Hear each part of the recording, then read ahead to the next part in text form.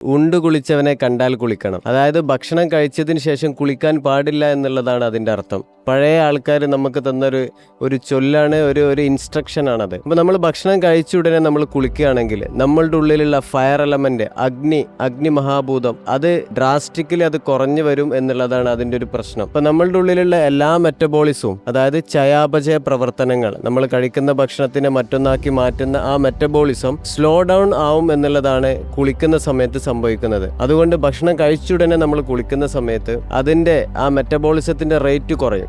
അത് സ്വാഭാവികമായിട്ടും ഇൻഡൈജഷനിലേക്കും gastric ഇഷ്യൂസിലേക്കും perfect metabolism നടക്കാത്ത അവസ്ഥയിലേക്കും ലീഡ് ചെയ്യപ്പെടും. അതുകൊണ്ട് ഭക്ഷണം കഴിക്കുന്നതിൻ്റെ തൊട്ടുമുന്നേ, അതായത് കുളിച്ച് ഒരു 10-15 മിനിറ്റ് കഴിഞ്ഞതിന് ശേഷം മാത്രം നമ്മൾ ഭക്ഷണം കഴിക്കുക. അല്ലാതെ ചെയ്യുകയാണെങ്കിൽ, അല്ലാതെ നിരന്തരം ഒരാൾ ഭക്ഷണം കഴിച്ചതിന് ശേഷം കുളിക്കുന്ന സമയത്ത് അയാളുടെ ഉള്ള മെറ്റബോളിസമാണ് അവിടെ സ്ലോ ഡൗൺ ആവുന്നത്. അത് ശരീരത്തിലെ എല്ലാ പ്രവർത്തനങ്ങളെയും അത് ബാധിച്ചിട്ട് അത് ശരീരത്തിലൊരു മോശപ്പെട്ട കാലാവസ്ഥ സൃഷ്ടിക്കുമെന്നുള്ളത് യാഥാർത്ഥ്യം തന്നെയാണ്.